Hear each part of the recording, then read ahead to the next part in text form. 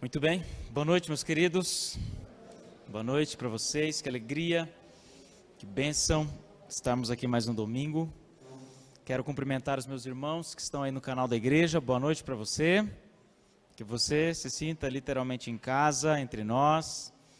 E hoje feriado prolongado, alguns irmãos viajaram, normal. Que bom que você veio. Hoje é o último dia em que nós vamos estar aqui com vocês.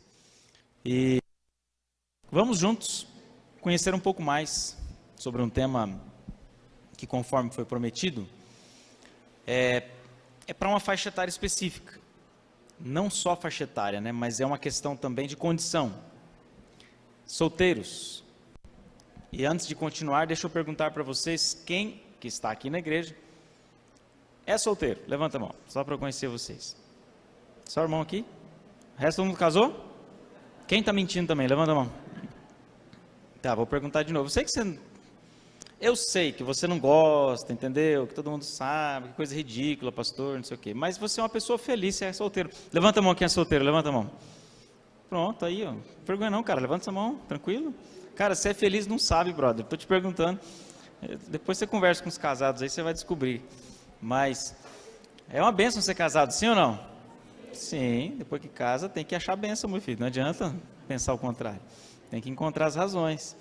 Mas é uma bênção, claro que é. Uma vida de crescimento, de aprendizado, uma vida de compromisso, né? Essa é a realidade. Eu estou ainda, né, estudando espanhol e tal, e depois eu fui descobrir que esposa na língua hispana significa algema no Brasil. Eu falei, tá certo, é isso mesmo. A tradução está corretíssima, literalmente. Então, para os algemados, que você siga firme aí, entendeu? Você sabe que é um caminho de muitas recompensas. E você que é solteiro, presta atenção hoje, não vai dormir no culto, beleza? Dorme outro dia aí. Fica ligado comigo, porque você vai entender hoje que um solteiro com propósito vai longe. E nós temos solteiros que querem se casar e solteiros que querem ser solteiros. É lógico que esse tipo de pergunta eu já não vou fazer, tá? Não vou perguntar quem gostaria de casar um dia, porque ninguém vai levantar a mão. Mas aí todo mundo está mentindo. Mas eu não vou induzir você ao erro. Vou deixar você sonhar tranquilo. Porque no geral há uma ansiedade, há um desejo por conhecer alguém, por se casar um dia. Lógico que talvez, você que está com 15, 16 anos, nem pense em casamento, né?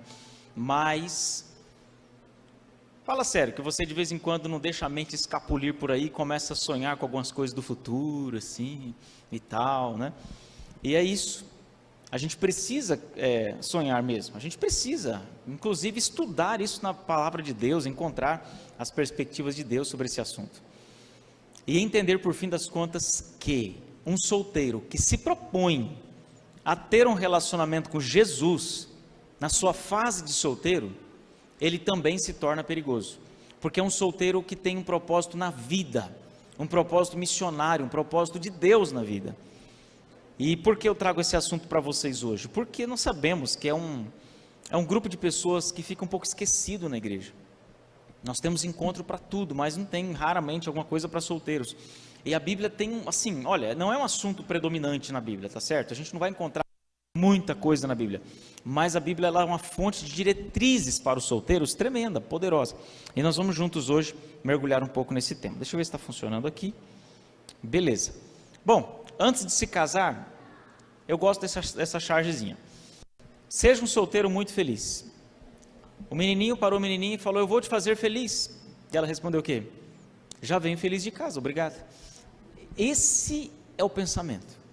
Essa é a ideia. Difícil quando a pessoa pensa em se casar para ser feliz. Bem complicado isso. Por que razão? Porque um infeliz, uma pessoa que não é feliz com a sua própria vida, que vive pelos cantos, lamentando da vida, a triste sorte de ter nascido. Nossa, gente, coitado de quem casar com essa pessoa. Ele vai casar pensando, ela vai casar pensando que vai ser feliz. Aí pega um outro miserável infeliz com a vida e casa os dois miseráveis. O que acontece? Um miserável. Ou um fica arrastando o outro emocionalmente o resto da vida. Não é fácil. Nossa geração é muito doente. Nós somos muito doentes emocionalmente muito doentes. Todos nós somos problemáticos. Mas não se case para resolver problemas, senão você vai arrumar outro. Aí vamos supor que você se casou. Aí tem a outra parte engraçada da história. Quando o casal decide ter filho para ser feliz. Ai, meu Deus do céu. Quando eles pensam assim, não, a nossa vida... vamos ter um filho? Acho que um filho em casa a gente vai ser mais feliz, a gente vai ter mais tempo, a gente vai curtir mais a vida. É isso aí. Ter filho é uma missão. Domingo passado a gente falou sobre isso. Mas não resolva seus problemas egoístas colocando uma vida no mundo. É muito arriscado. Melhor ficar com um cachorrinho mesmo. Porque colocar uma vida no mundo é uma responsabilidade tremenda. Mas você tem que colocar uma vida no mundo. Se você se casou, você pode não ter filhos, é claro, às vezes o casal não pode, mas se você quer, amém. Mas entenda que é uma missão, não é simplesmente para ser feliz, é uma missão, é muito mais do que ser feliz. É claro que proporciona felicidade também. Bom, grosso modo, assim, de maneira bem resumida, entender os conceitos de solteirismo no Novo e no Velho Testamento. No Velho Testamento, ser solteiro era completamente reprovável. Não se assimilava essa ideia de alguém ser solteiro. Por exemplo, o judeu se baseava em Gênesis 2,18, não é bom que o homem esteja só. E de fato, eles não tinham essa prática de ficar solteiros. Morrer solteiro era motivo de vergonha. Um dos escritos judaicos, tradição judaica, o Talmud declara: qualquer homem que não tenha mulher não é homem. Homem e mulher os criou e os chamou homem. Gênesis 5, verso 2. Então essa declaração demonstra que para um judeu, ser homem, plenamente falando, é ter uma mulher. Não é no sentido de gênero, tá? Quer dizer que o solteiro ele é menos homem que o casado. Não é nesse contexto. Aqui está dizendo no contexto teológico, por exemplo, quando Deus chamava homem, vinha os dois. Não vinha só Adão e Eva. Depois do pecado que Adão deu o nome de Eva, como Eva. Mas antes os dois respondiam, né, pelo mesmo nome.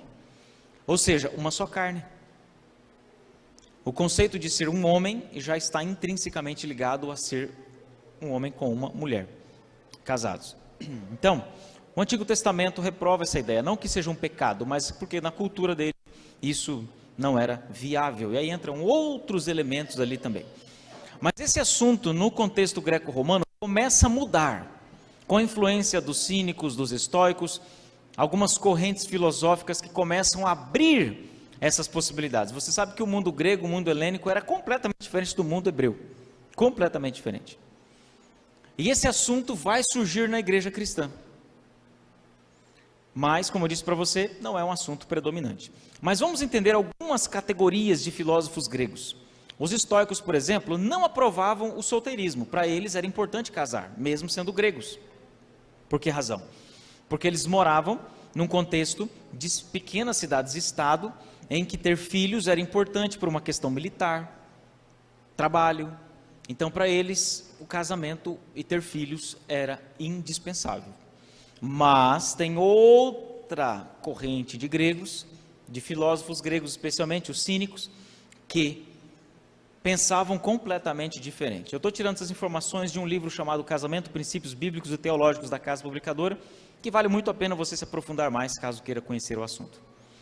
Então, os cínicos, por sua vez, pensavam que o mundo deles é a sua casa, sua cidade é o mundo. Eles não tinham que ficar defendendo um território. Para eles, a vida deles era completamente aberta. A cosmovisão deles já era muito mais globalizada. E eles não se casavam porque para eles liberdade era inegociável. Eles estavam certos ou errados? Nossa, os homens chegam nem pisca. Pode respirar, irmãos, respira. Vocês estão com medo de responder para mim que liberdade no casamento, assim, eu estou perguntando se eles estão certos ou errados. Você tem toda a liberdade para fazer o que você quer no seu casamento? Para voltar a hora que você quiser? Para viajar? Patrão, estou viajando hoje aí, daqui um mês eu volto. Vou sair com os amigos aí, vou passar umas férias. É assim que funciona? Não. Então eles estavam certos ou errados? Certos! Eles não se casavam porque eles queriam ter liberdade. Tá certo. Qual o problema de dizer que quem casa perde algumas liberdades? mas por outro lado ganha outras. Mas a verdade é essa. É como se um solteiro viajasse assim numa velocidade muito rápida. O casado vai mais devagar. Só que vamos falar a verdade, a viagem em família, ela é mais gostosa, é mais legal ou não é? Muito mais. Muito mais. Eu gosto bastante de acompanhar assim alguns motociclistas assim que viajam para o Atacama e tudo mais, as viagens, eles gravam as viagens, eu sou apaixonado por esse negócio. E alguns vão sozinhos. E eu acho isso muito chato, o cara até para tirar uma foto tem que se virar para tirar sozinho. Agora quando você vai em grupo, dá mais problema, o grupo briga, se desentende, mas é mais legal. Tem mais memórias para colecionar. Assim é a vida de uma família. A vida é mais devagar, não é no nosso compasso, mas ela agrega outros prazeres também. Porém, a vida de um solteiro, como diz o ditado, ele é dono do próprio nariz. Então, esses gregos aqui não se casavam porque para eles a liberdade era inegociável. Eles queriam ser donos do seu próprio nariz. Alguns já iam para uma linha bem mais extrema.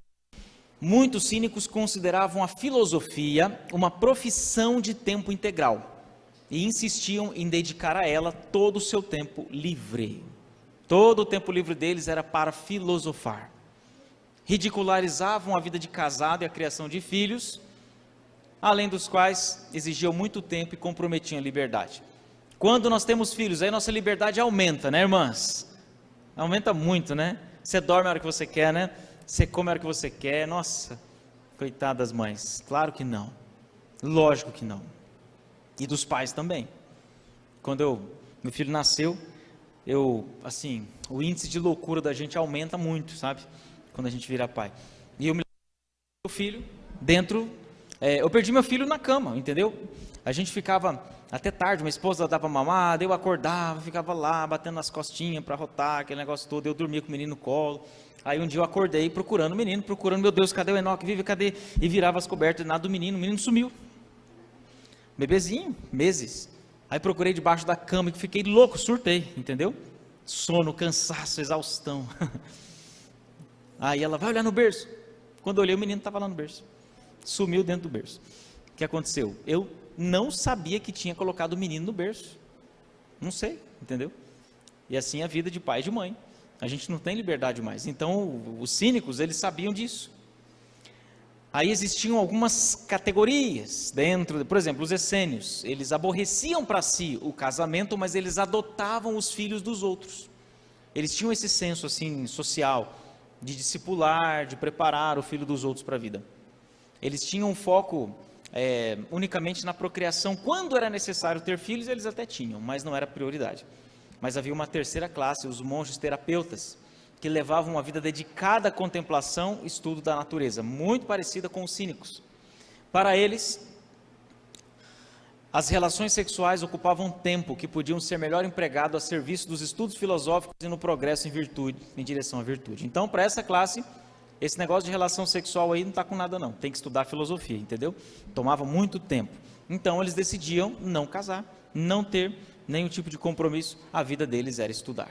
Então, no Novo Testamento, a ideia é já mais próxima da realidade. Enquanto no Velho Testamento, não se cogitava esse negócio de ser solteiro. Jesus menciona algumas classes de solteiro. Por exemplo, Mateus 19 ali, 10 a 12, se você quiser acompanhar, pode ficar à vontade, mas eu já listei aqui. Jesus menciona os eunucos. E ele define alguns tipos de eunucos. Por exemplo, existem aqueles de nascença. Jesus fala dos eunucos de nascença, que são aqueles que não podiam se casar, por causa de alguma anomalia congênita ou predisposição psicológica, em que não tinha condição de ter família. Como até hoje nós encontramos muitos filhos que moram com seus pais, que têm algum problema de saúde, alguma situação específica e não vão poder se casar nunca. Isso acontece. Existem aqueles eunucos que Jesus fala que os homens fizeram tais. Que tipo de eunucos são esses? Aqueles que eram castrados por causa de serviço militar, aprisionamento, voto religioso. Para trabalhar dentro dos castelos, para cuidar do harém do rei, era muito comum os monarcas castrarem os prisioneiros. Triste sorte, terrível. E em terceiro lugar, aqueles que se fizeram tais, que se fizeram eunucos por causa do reino de Deus. Como assim? Mutilação. que se automutilavam para não cair em tentação. Uma interpretação literal de algo que Jesus falou de maneira simbólica. Ah, mas será que isso aconteceu mesmo? Aconteceu. Por exemplo, Orígenes se tornou o mais famoso representante desse literalismo quando, num surto de piedade, castrou-se para destruir o desejo sexual. Isso acontece, o cara tem que ser macho para fazer isso, hein? Fala sério, né? Os homens agora que eles não respiram mesmo. Respira, irmão, respira aí. Só de pensar nisso dá uma tensão, né? Terrível. Aí nós vamos entendendo por que esse assunto se torna então um problema no Novo Testamento. Por que razão? Porque aí entraram algumas heresias circulando dentro desse pensamento.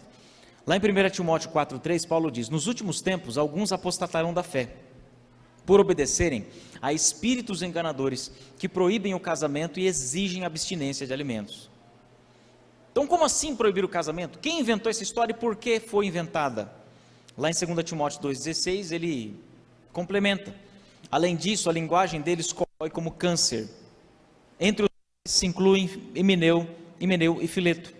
Estes se desviaram da verdade, asseverando que, aqui está o problema, ó, a ressurreição já se realizou e que estão pervertendo a fé a alguns. Então, por que eles falavam não se casem? Porque correu uma dissidência naquela época, uma heresia naquela época, de que o milênio já havia começado. Então, para que casar se nós já estamos no céu? Então, Paulo falou, não é assim não. Pode casar. Porém, não recomendo. Aí entramos na parte mais polêmica do assunto. Por que razão Paulo não recomenda o casamento? E nós vamos abrir a Bíblia, lá em 1 Coríntios capítulo 7, porque fica mais fácil para você anotar na sua Bíblia, para você acompanhar os versos aí. 1 Coríntios capítulo 7. Bom, a primeira coisa que nós temos que entender, como eu já falei, esse não é um assunto em que a Bíblia sempre está falando, a Bíblia tem uma posição, não. A posição da Bíblia é a seguinte, ó, não é bom que um homem esteja só, case-se. Porém, se você não quiser se casar, nós temos muitos exemplos na Bíblia mesmo, inclusive de apóstolos de Jesus, que não se faz menção de casamento. Não há pecado em ficar solteiro. Pecado é ficar pecando. Pecado é usar o seu corpo para viver uma vida de casado como se fosse solteiro. E isso vale para casais também, para casados. Não é só para quem é solteiro.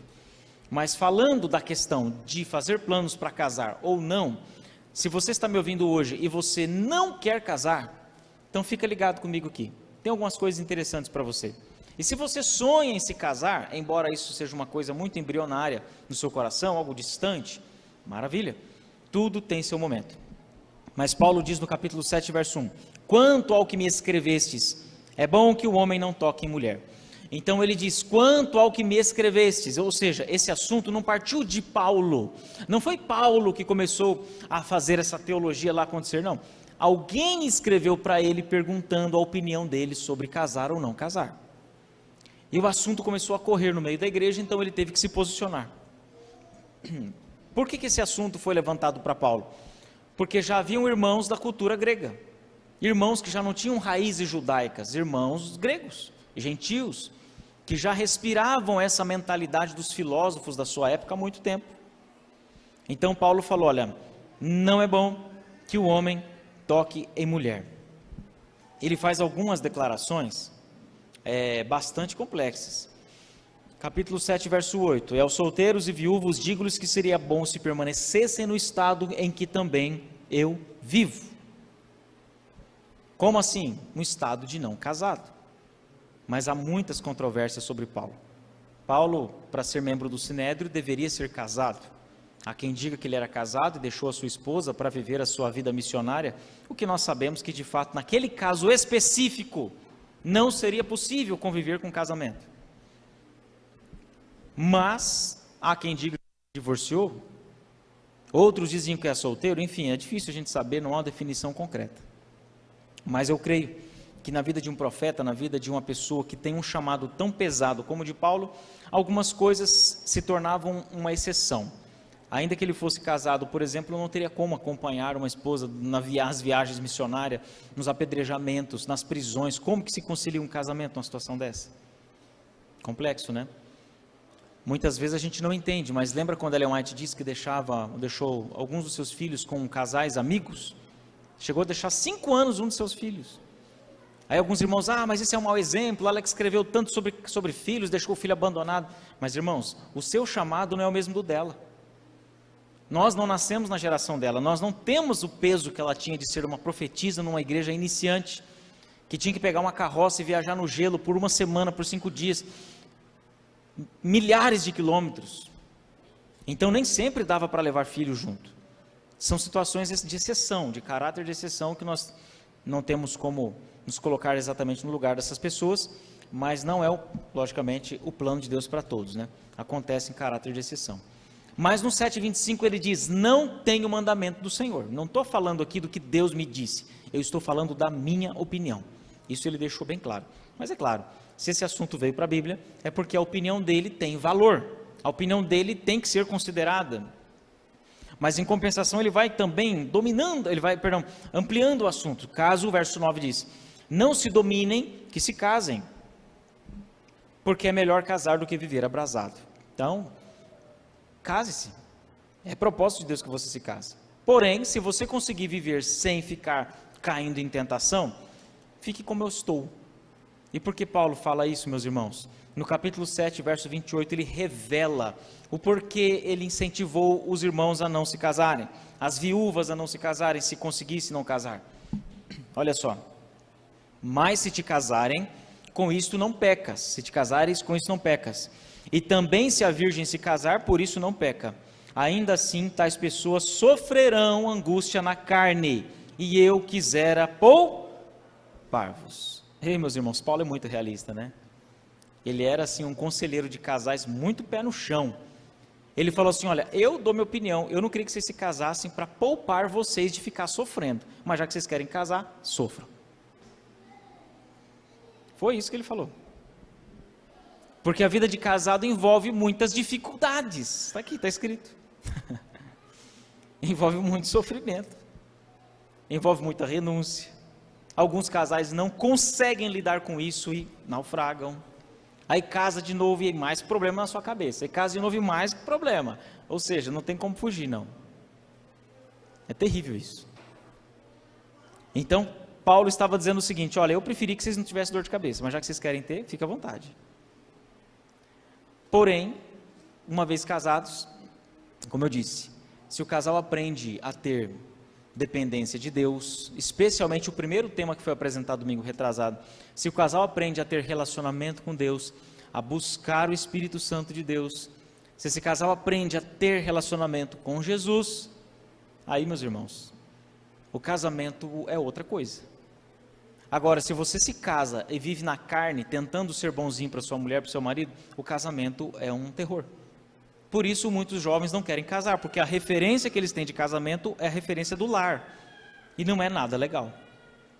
Mas, deixa eu dizer para você uma coisa, jovem, ainda que o casamento dos seus pais, você não pode sair por aí falando que o casamento dos seus pais é problemático, que seus pais ficam brigando, isso não é legal.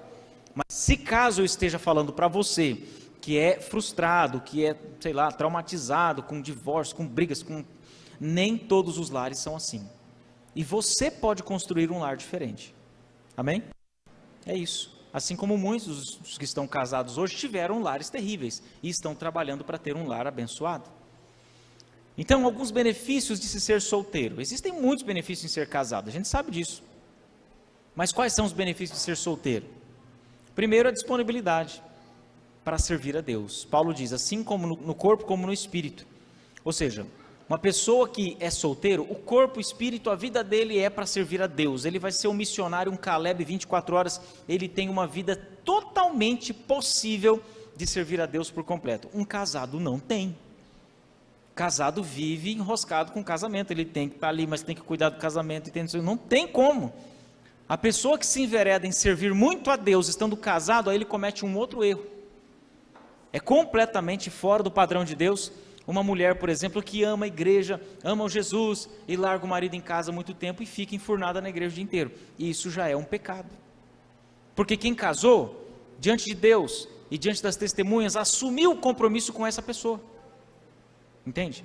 Então você precisa se comprometer com o seu cônjuge. Exige tempo. Um solteiro não tem isso. E eu queria ser bem claro com você aqui. Se seu casamento não está muito legal, hoje o assunto é para os solteiros, nem é para os casados, mas eu estou já mudando o assunto aqui. Mas se você sente assim meio oprimido, está sentindo meio aprisionado, está difícil, vocês só brigam, vocês não se entendem, casaram muito novos, enfim. Aí você está vendo assim, olha que ser solteiro realmente era o meu dom, eu devia ter ficado solteira, não sei por que eu fui casar. Olha, quando eu casei eu acho que eu estava endemoniada, não é possível, eu não estava em si, eu acho que eu não reconheci, não estava muito bem. Olha, eu acho que eu vou fazer planos de ser solteira.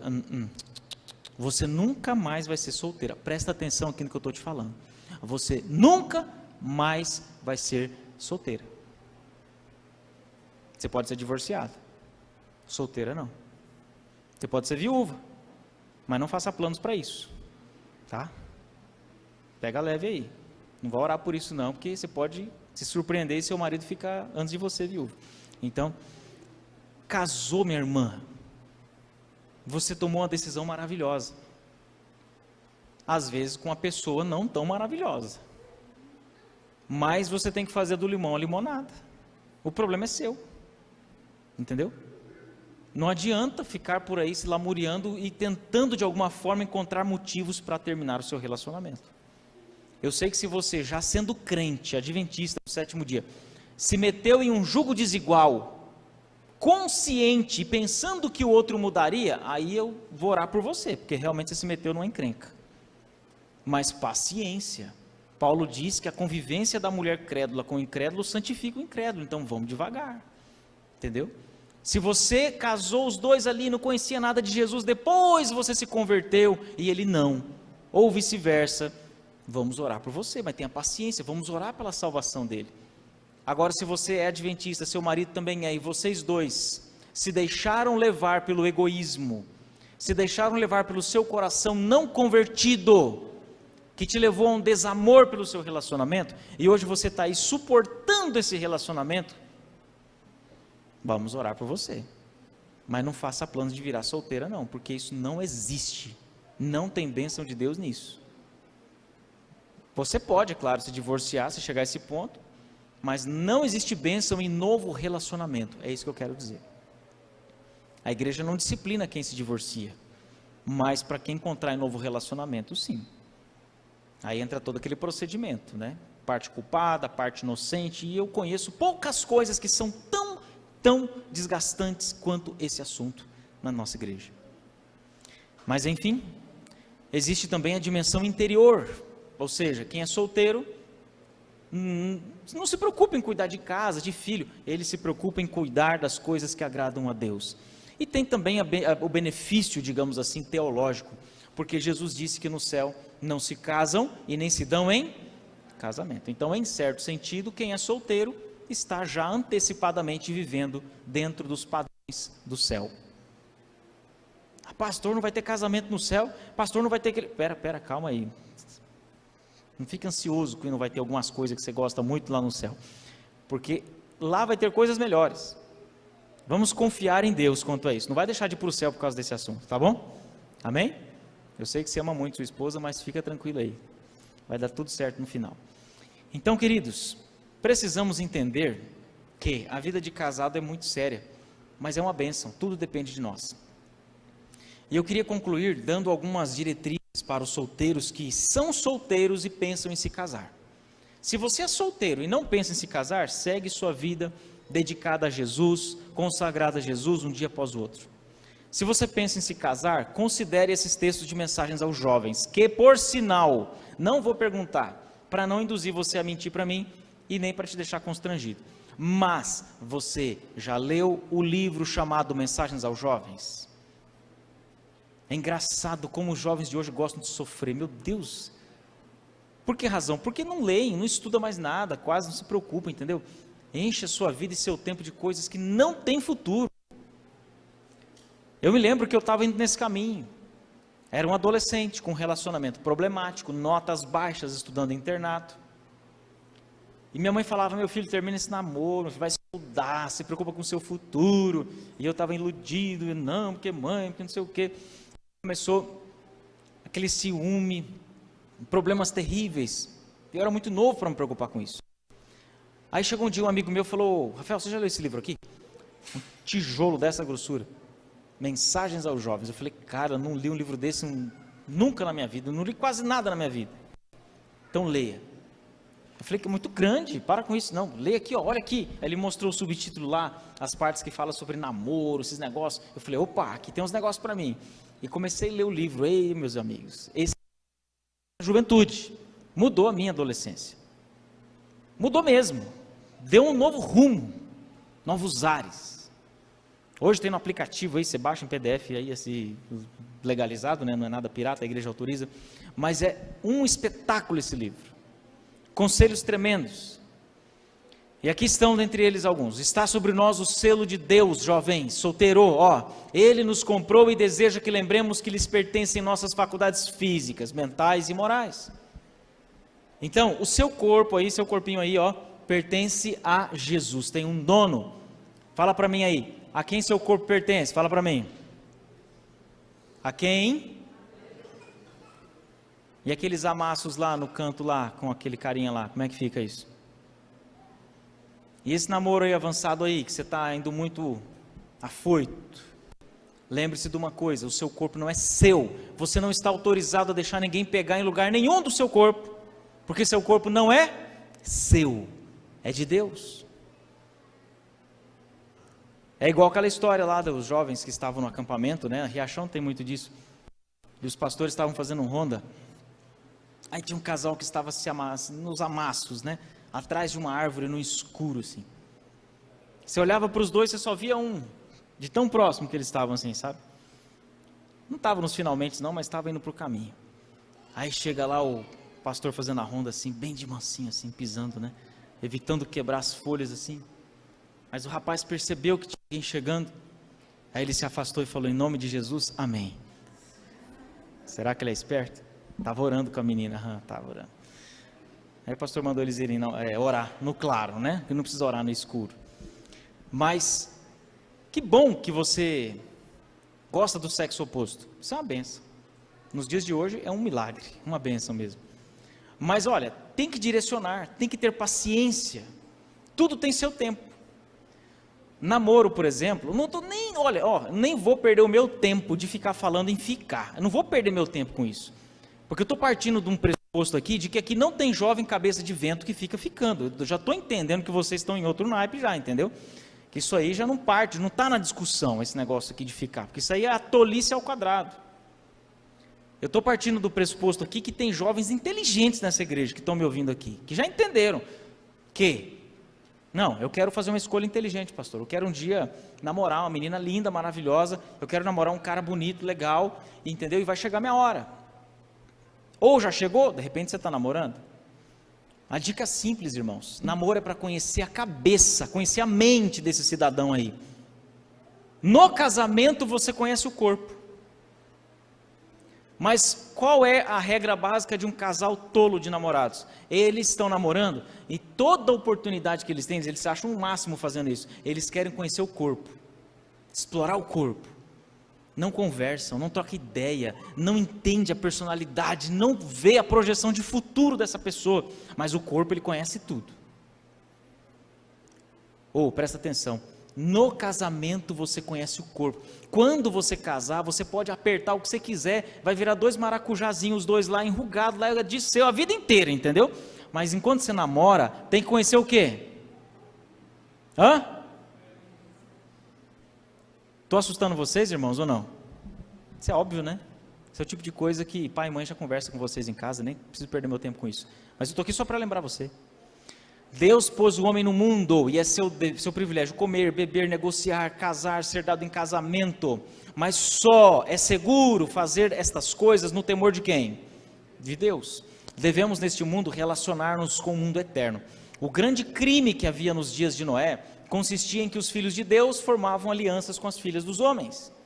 Os que professavam reconhecer a Deus e reverenciá-lo associavam-se com os que eram corruptos de coração e casavam sem discriminação com quem quisessem. Esse foi o problema daquela época.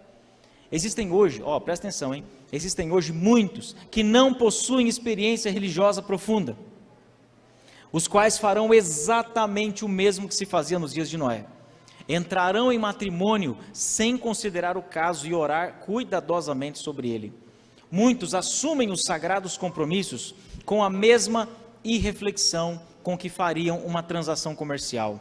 Não é o amor verdadeiro o motivo de sua união. Ou seja, tem pessoas que casam com a mesma facilidade com que ele compra uma moto. Com a mesma facilidade com que ele compra um carro.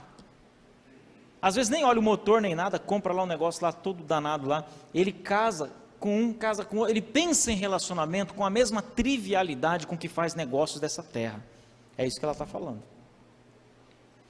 Os anjos de Satanás estão ao lado dos que dedicam grande parte da noite ao namoro. Se tivessem os olhos abertos, haveriam de ver um anjo tomando nota de suas palavras e atos. As leis de saúde e da modéstia são transgredidas. Por que da saúde? Porque o casal se antecipa-se ali os hormônios da sensualidade antes da hora. Modéstia por quê? Porque tem meninas que já não se vestem como crentes, porque estraga a imagem dela. Ela se veste como uma menina, enfim, não vou usar as palavras aqui porque não é o caso nem é o lugar, mas elas não são crentes na maneira de se vestir. Desculpa aí meninas, mas não tem como. Tem algumas que no seu perfil de WhatsApp, de Facebook, elas expõem uma tamanha ostentação na sua maquiagem ou na sensualidade do seu corpo, com roupas curtas ou coladas, que você não diz que é crente, não diz. Por quê? Porque ela não quer ser vista como crente. Estraga a imagem dela. O que vão pensar de mim? Deixa eu te falar uma coisa muito séria. Você vai atrair o tipo de pessoa que você é para se relacionar com você. Se você é uma pessoa que cobre o seu corpo, que realmente está preocupada em guardar o que Deus te deu de melhor para o momento certo, para a pessoa certa, você vai atrair a pessoa com esse perfil. Você vai atrair uma pessoa que tem a mesma mentalidade, casamentos nobres, relacionamentos nobres. Agora, se você trata seu corpo como se fosse uma coisa qualquer, você vai atrair um porcaria qualquer para namorar você. Isso é uma lei da vida. Eu creio na graça de Deus e creio nas transformações que Deus opera no coração humano. Mas, irmãos, a lei da colheita, da semeadura. Então eleva o seu nível, É claro que roupa não se muda sem relacionamento com Jesus. Se você for ficar se esforçando para mudar sua roupa, você vai odiar isso. Então o que eu recomendo você fazer? Vai a Jesus e fala: Jesus, eu amo usar isso aqui. Jesus, olha, eu não quero. Jesus, me ajuda. Ele vai mudar os seus gostos. O mesmo é válido para os homens. Mesma coisa é válida para os homens. A exposição de corpos hoje, irmãos, é uma coisa absurda. E isso tem levado muitos homens à tragédia. São coisas para nós pensarmos. Agora, isso aqui é uma coisa interessante que ela fala, continuando a citação. Mais apropriado seria deixar algumas das horas de namoro que se passam antes do casamento para depois do casamento. Mas, no geral, o casamento põe fim a toda a dedicação manifesta durante os dias, cortou aqui, dos dias do tempo de solteiro. Seria tipo isso. O que ela está falando? Sabe aquelas horas em que está o fogo pegando mesmo, que o casal está ali animado e não sei o quê, e às vezes, entendeu, se precipita. É bom esse negócio, não é não? Parece que quando não pode o negócio é bom. Mas ela fala o seguinte, depois que você casa, essas horas que pegava fogo antes de casar, deveria acontecer depois que casa. Mas ela está dizendo aqui que alguns casais depois que casa, o fogo acaba.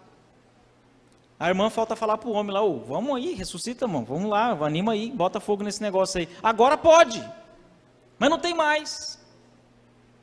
Como as coisas são muito claras, né, nas orientações de Deus. As afeições formadas em tenra idade têm muitas vezes resultado em uniões infelizes ou vergonhosas separações. As uniões precoces, formadas sem consentimento dos pais, raramente são felizes. Sim, nós vivemos uma era patriarcal, onde os pais ali obrigavam relacionamentos, mas isso já não existe há muitos anos, em nossa cultura pelo menos. E hoje nós estamos no extremo inverso. Parece que quando o pai ou a mãe dão uma opinião sobre o relacionamento da filha ou do filho, eles se revoltam, não, porque você quer mandar na minha vida.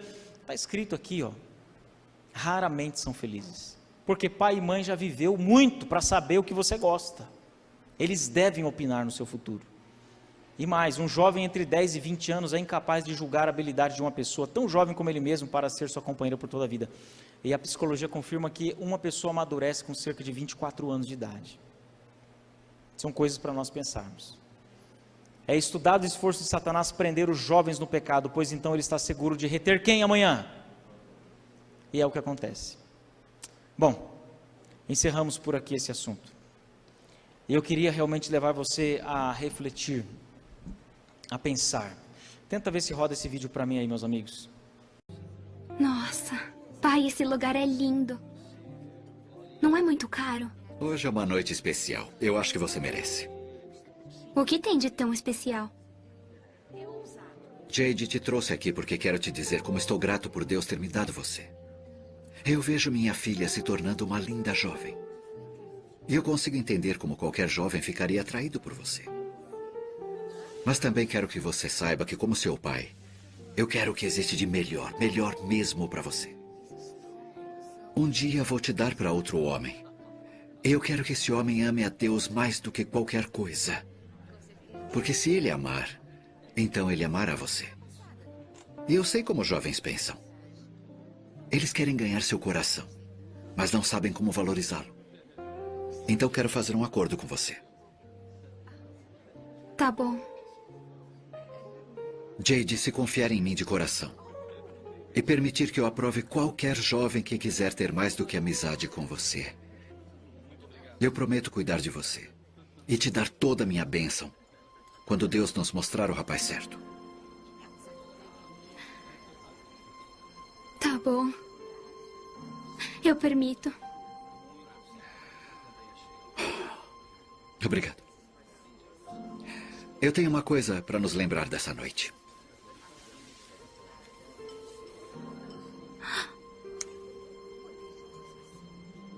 Pai, Me dê sua mão esquerda, por favor. pai, é de verdade. É sim. Vai usar isso até ser substituído pela aliança de casamento. Jade, eu te amo, querida.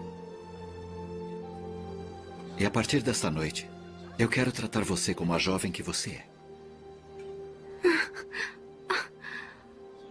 Pai, muito obrigada. Eu também te amo. Eu te amo. Interessante, né? A relação de pai e filha, em especial, é muito importante nisso. Se aproxime da sua filha, meu irmão, desde muito cedo. Crie na mente dela que ela é muito importante para você, muito importante para Deus. Isso é comprovado, irmãos. Adolescentes que não têm proximidade com seus pais, com a figura masculina, elas vão criar afinidades muito mais cedo com outros homens.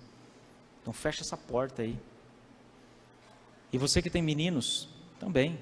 Eleva o padrão, converse, dialoguem, orem. Conta um pouco dos seus erros. Para de só ficar bancando o pai santo que nunca errou. Conta que você também já errou. Entendeu? Nivela mais o diálogo em casa. E peçam a Deus juntos para que vocês preparem seus filhos para formarem famílias felizes, saudáveis, missionárias, focadas. Para de preciosismo. Não, porque minha filha não vai casar nunca. Não, nessa igreja aqui, que é isso, rapaz? Prepare sua filha para casar com excelentes jovens. Não todos de uma vez, é claro, mas ter uma opção, né? Tem uma rede de contatos, é assim que eu gosto de falar. Eu tenho a minha pequenininha de 5 anos, meu menininho de 8, vai fazer o quê? Quer que case? Lógico que não. Quero que Jesus volte antes. E se não voltar? Vou ficar guardando os filhos para mim? Não.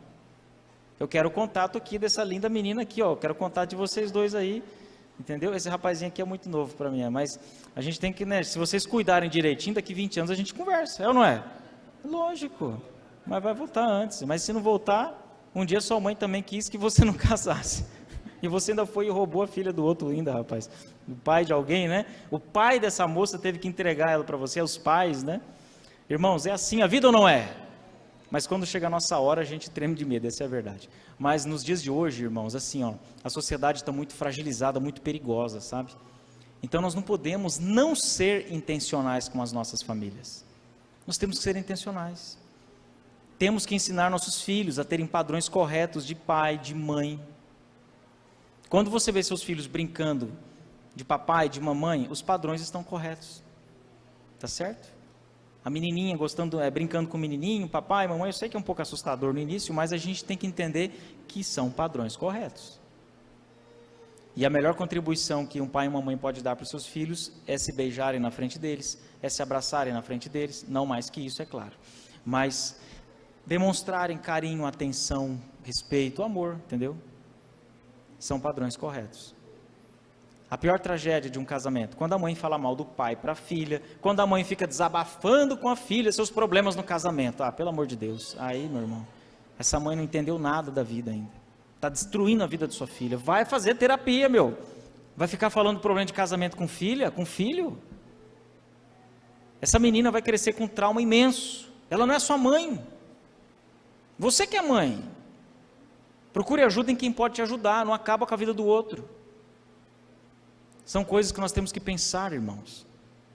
Tem muitos jovens sobrecarregados com tolices de pais e mães que não se resolvem. Verdade ou não? Se não acontece com você, você conhece alguém que passa por isso. Certeza que conhece. E lamentavelmente as famílias que mais precisavam estar aqui para ouvir isso, eu sei que não estão. Eu sei que quem mais busca a verdade, mais busca conhecimento, são as famílias que estão na luta tentando. Aqueles que já não querem mais, nem na igreja aparecem mais muitas vezes. Lamentável, eu sei como é isso. Mas cuide do seu lar, que Deus abençoe sua família. Me desculpe se falei alguma coisa talvez fora do seu padrão aí, mas eu procurei ser o mais claro possível para te dizer que um lar feliz e um lar harmônico que se prepara para a volta de Jesus não se forma por acaso. É um estudado esforço, é intencional. Convidar Jesus para ser o nosso amigo familiar. Deus abençoe a cada um de nós. Eu convido você para nós nos levantarmos e orarmos juntos para encerrarmos o nosso culto. Nosso Pai querido, refletindo nessas verdades da Tua Palavra, da história, nós queremos pedir ao Seu Santo Espírito que nos dirija, nos dê sabedoria, Senhor.